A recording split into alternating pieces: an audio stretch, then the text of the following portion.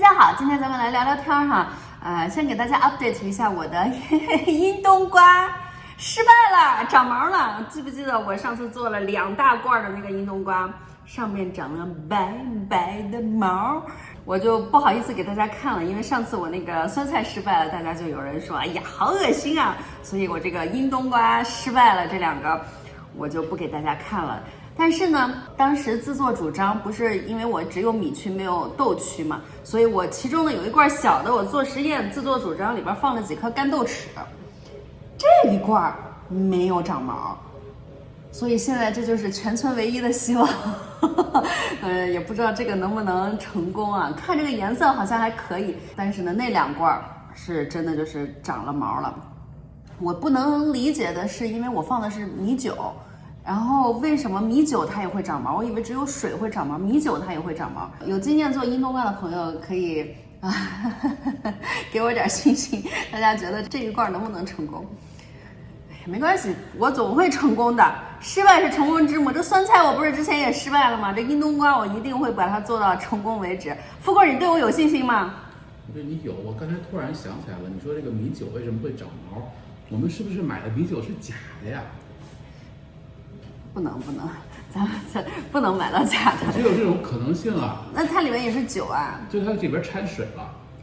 那酒里边一定是有水嘛？只不过它的酒精含量，酒精含量也有这种可能性嘛。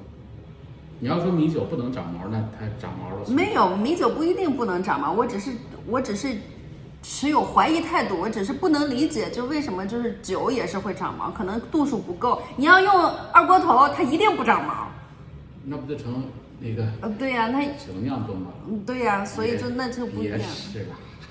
为啥不是？我这阴冬瓜我一定会成功的。你看，你就是对我没有信心，他对我没有信心，我延期成功了。我那天还拍了个视频，就我的上次做阴冬瓜的时候，不是我还做了盐曲嘛？我说这个盐曲是日本人，就是家里传统喜欢用的一种调料，它可以嫩肉嘛。然后前几天，因为咱们的观众神通广大，就有非常多喜欢用盐曲的朋友给我留言，像阿如啊，还有 WJJ 在小红书上也要给我留言分享他用盐曲做的料理的菜谱。所以我那天我就用盐曲腌了一下鸡胸肉，世界上最难以下咽的一种肉就是水煮鸡胸肉。然后我还拍了视频，用盐腌的水煮鸡胸肉和用盐曲腌的水煮鸡胸肉各腌了40分钟以后，同样的火力煮10分钟，拿出来吃。的确，就是盐曲的那个是非常非常鲜嫩的，连富贵这种就是牛羊肉都分不清的舌头都能尝出来，就是这个是更鲜嫩一点。但是呢，咱也不知道为什么，就是咱富贵就是把硬盘给摔了。本来这期视频应该是就是我来用这个盐曲腌肉成功了的这个视频，但是呢就是没有了，就咱就和大家聊聊天，聊什么呢？富贵聊的特别有意思的事情就是。我们不是有个海鲜群嘛？这个人也很奇怪，他在海鲜群里边发了一个招聘广告。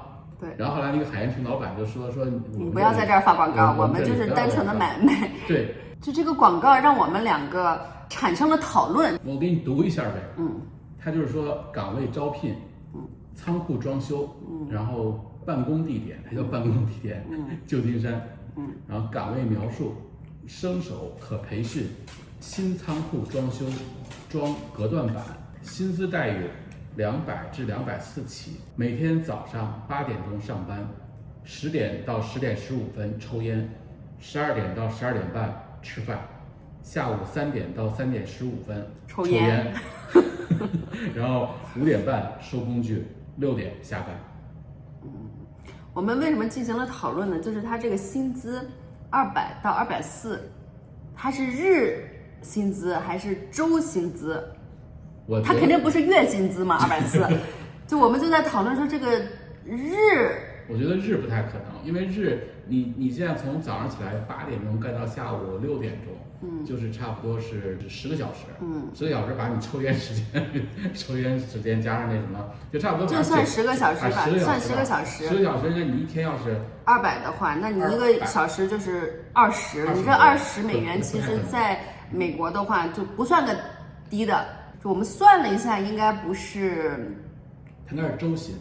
周薪，但是周薪的话呢，就太低了。一天40多美元嘛，一天40多美元等于1个小时就5块钱呗。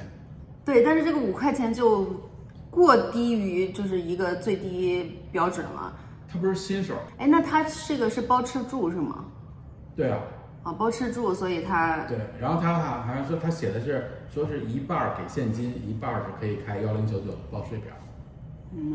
所以他还是合法的。对，它是合法的，因为你能开1099的报税，对他所以就不是黑工，你得有身份。但你要是可能黑工，他也可以雇你，就是他就给你存现金了嘛。就我们为什么想把这个事儿拎出来？和大家聊一聊哈，就是因为前几天还有一件事情，就是我们一个好朋友在洛杉矶，很多年的一个好朋友，他呢就是从生了2个孩子以后就变成全职宝妈，在家带孩子。然后今年暑假他孩子就是回国了嘛，然后他就想说，哎，我在家待了这么多年，要不出去打打工吧，就是当个玩消遣，要不在家也没事儿干嘛。然后他就找了一个在华人区仓库的工作。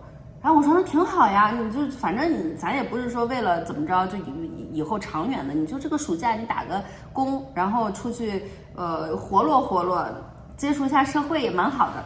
然后姐们儿跟我说什么做了1天就不干了，做2天就做不了了。你看他给咱们发的是他是每天早上7点钟到下午5点钟，然后中间休息半小时吃饭，然后他的工资其实还可以，他的岗位是4750加300。然后300是括号现金奖励，每个月月底发放，试用期1个月。他是在仓库是打包是吗？仓库是就是跑来跑去的。打包不知道干什么。就这个价格，就比起刚才那个200那个价格，其实我们当时觉得这价格还可以，但是他说不把人当人，就是他干起来，就是他就觉得，因为我这个朋友是属于那种白手起家，就是他们就是真的是一无所有，当时来美国，然后呢，真的是吃苦耐劳的一对夫妻。我们是看着他就是从什么都没有，然后又生孩子，又买房子，又就慢慢的就日子过得很好。他们当时还做代购，非常能吃苦的一对夫妻，竟然都受不了就这种现在的这种打工模式。这2件事呢连在一块儿，我们俩就想说是一个挺有意思的话题。从我来美国10年来美国，我一直觉得你不管你是怎么来的，你在美国只要是肯吃苦，能干，愿意干，你就能赚到钱。这是我一贯的一个想法，就是你不管是你是来上学啊，还是你就是真的就是为了赚钱来打工，就是淘金，对吧？你只要肯干，你一定能赚到钱。但是好像现在经过了这2个事情，我就在想说，好像也不是这么容易哦。不是，咱们先不说这个钱多少的问题，咱们就说他这个工作模式，这个东西10点到10点15抽烟15分钟，12点到12点半吃饭半个小时，然后下午3点到3点15抽烟15分钟，你这个不就是电信园区诈骗的那种模式吗？真的，就听起来就感觉一点人权都没有的那种工作。是不是？你这个就是干累了，我说我休息一会儿，我就抽根烟什么的，可能3分钟5分钟的事儿，你都要给它规定成一个几点到几点，那不就成了跟监狱似的，几点到几点放风，几点到几点吃饭，对，就变成这么一种工作模式了。就是说，这种模式其实我觉得很少有了，就是很少你能听到这种工作模式的这种。对，就所以我们2个就是当时看到这个信息以后，我们俩觉得很震惊。就竟然在一个这样的社会里，还有这样的一个工作模式，一个管理模式。社会这么讲人权的社会，居然有这种工作模式，就是你就觉得很诧异。就这个工资多少，咱们把它先放在一边儿。那工资肯定是少啊。你说他这个240，这个是在周薪，那你一个月你才多少钱？你才1000来块钱，是不到1000。你就虽然说管吃管住，你就等于落兜里，你啥也不干，就是落兜里1000多块钱。就和我想象中的，和我就是印象中的，你在美国，你要是一天干10个小时，你能赚的钱是大相径庭的，是完全不一样的。就很多人啊都说美国什么的，只要吃苦耐劳啊，你就能挣到钱，你就可以挣到钱。比如干10年、干5年，你就挣到钱，挣一笔钱，你就回自己的家乡，你可以生活得很好。我觉得可能以前是这样，但是现在我觉得不是这样。就很多人总是觉得美国好像遍地是黄金，其实真的不是这么回事。我觉得很多人传递给大家的信息都是说你在美国过得多好，多挣钱，其实不是这么回事。我觉得现在这个状态，我觉得在美国其实分就几种人嘛。第一种人就是你正经大学毕业，你可能研究生啊、博士生毕业，然后你就毕业以后你就找了个大公司啊，你在什么大厂去 Google 上啊，班你在 Meta 呀，或者在特斯拉呀，不管是你的职位是什么职位，但你只要是正式员工，你的工资肯定是有一个保障的，那个工资也不低嘛。然后你还有股票啊，你还有这些就是分红这些钱。但是会被裁员呀。对呀，这会有被裁员的压力。咱们也不认识在特斯拉上班的朋友啊。不是你 Meta 就是靠裁员来节约它的开支，对它的利润就变大嘛。很多大公司变成了，它不招就是正式的员工，它会招临时工，因为临时工它不存在我把它裁掉了也不存在，然后临时工它也不算在它的整个的这个预算里面，就是这个临时工是不是也没有股票吧？没有，临时工有什么股票？临时工你就是说，就是其实你是干的是长期工的活儿，但你是用临时工的形式来干这个工作。其实这一类人生活的非常好，但是你就是面临着裁员会有压力，的确是会有压力。就是你失业了，你会很难受，你会很不好过日子。然后还有一种人就是说，来美国就是为了打工，就是为了赚钱。但是你知道这部分人来的时候，你肯定不是就大部分人啊，就是我觉得可能大部分人应该都不是合法的身份来。对，因为你没法合法身份说我到美国工作来了，那签证他也不给你批啊，是不是？所以他应该是比如说，要不是怎么来的，要不是怎么来的。但是你说现在美国现在这种形式，打击非法移民，那厨师都给抓走了，现在力度很强，餐厅都没人做饭了，身份就是有一个问题。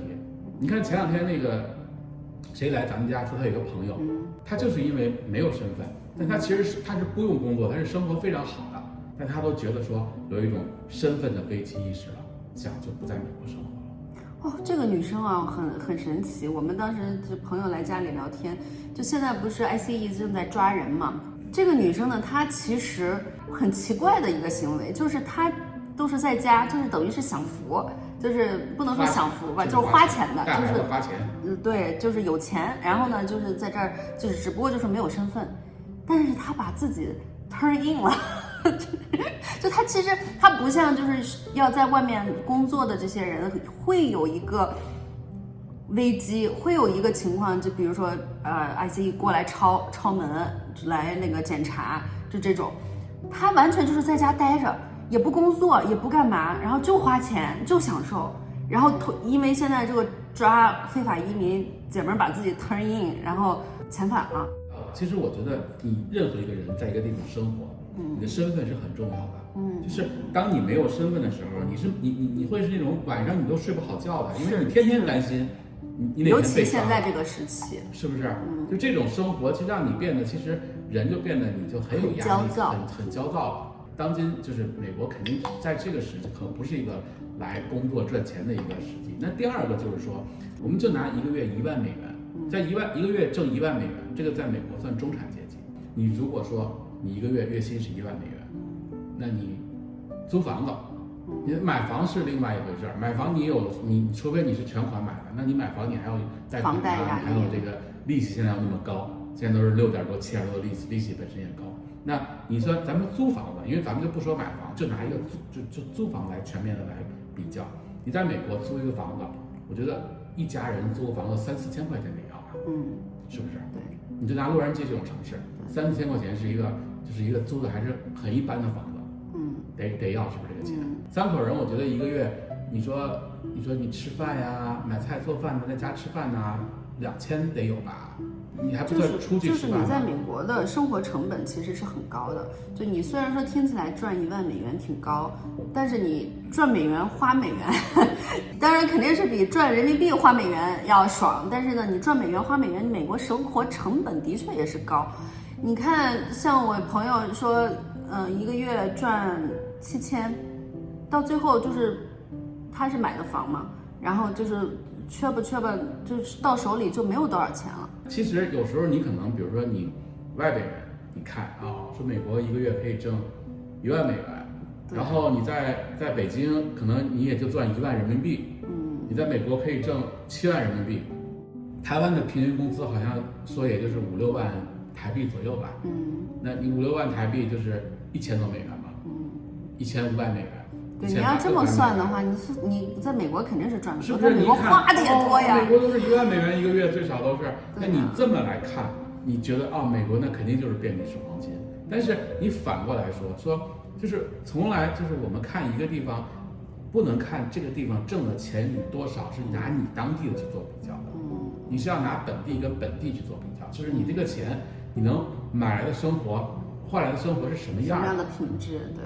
我跟你讲，还有一个现象就是，你看洛杉矶罗兰港现在开了个夜市，风靡火爆的夜市，洛杉矶开了一个中国小吃的夜市，满满的人。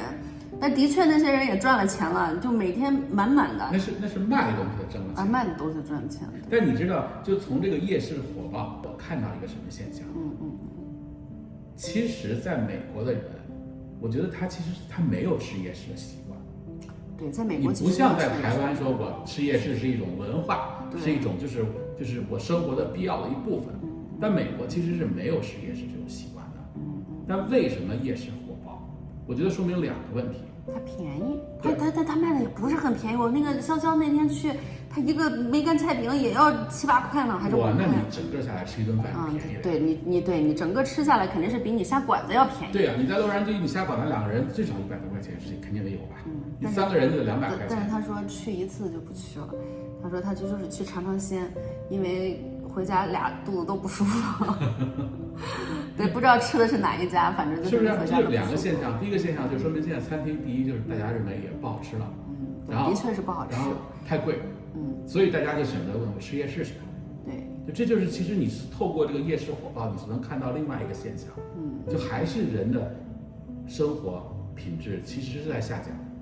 我们当时出国的时候，来美国的时候上学，不管我们是上学，但是我们的确是看到很多朋友认识，就是各路的朋友是靠着打工，靠着就是勤劳肯干发家致富了。但是年代不一样了，感觉现在真的是感觉年代不一样了，就这才也就是过了10几年，就是出来打工这件事儿，赚钱这件事儿已经和之前10年以前不一样。当然我说的这个打工就是只是来淘金的这种打工，并不是说像去大厂这种那是不同的 level 的人生。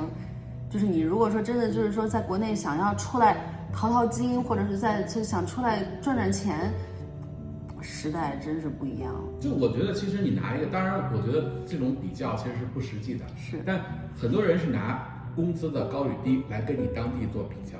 那同样你现在就还是拿这个1万美金来说，我们这个1万美金在你的当地能过什么样的生活？我们1万美元等于差不多不到7万人民币，现在是6万8千块钱人民币。你在北京，你能过得非常舒服，而且你过的生活品质非常高。那我们再拿台北，台北1万美元等于30万台币。那就这日子过得太爽了。30万台币，你在蛋黄区租一个房子，5万到10万台币左右，这已经是很好的公寓了吧？你在桃园租一个房子，可能也就是3、5万块钱。你吃饭，你说你一个月吃10万台币，你应该吃不了吧？你不能顿顿去军品吃吧？所以你说你如果30万台币，你在台湾，那你过的生活是什么样生活？这就是为什么就是现在这么多年看下来，就我的朋友还有就是甚至比我年龄更大的朋友，在美国打拼一辈子，上班人家证券上班一辈子，对吧？然后都回流了。我之前聊过，然后就有朋友留言说，我就不理解为什么就是说出来还要想着回去回流。那这就是一个非常现实的问题。那你在美国赚的钱，你回去就是购买力超群。你就是这个购买力超强的，而且你可以过得非常好，过得非常舒服。正经的人生过的日子，因为你如果正经在美国工作，你退休了，你是有那个401k 的，401k 你是有一笔钱的，是在你的这个账户里边的。对。然后你65岁以后，你每个月是有退休金的，虽然退休金没有多少钱吧，但你如果这2、3千美元，你回到台湾生活，你回到北京生活。你还是能拿你每个月你还是拿退休金的，但是你回去生活就不一样了。就咱们大家可以讨论一下嘛，就是你是同样1万美元，你可以在你所生活的地方，你能是一个什么样的生活？大家可以讨论一下，就这1万美元我在美国过的是个什么生活，在北京过什么，在青岛过的什么生活，在台北过的什么生活，在泰国过的是什么生活？我还能在泰国，这就更顶上天了。那你跟那谁那个老禅他会，你要一个月这花1万美元，相当于30万泰铢呢？30万泰铢，33万呀。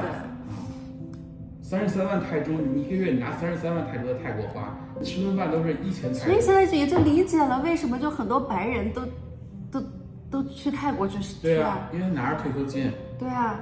然后本身他有收益，那他去泰国生活，那生活成本跟他拿退休金在美国生活，那就是皇帝了，截然不同。对啊，就是。我就觉得就是每一个人呀，你做一个选择，就是你不要光看他的表面，不要看，哎呦赚的就是这么多，哎呀真好，这美国外国月亮就是圆的，你得综合考虑。全村唯一的希望希望他能成功。过几天他要也长毛的话，我再和大家 update。行吧，今天就到这儿吧，爱你们，拜拜。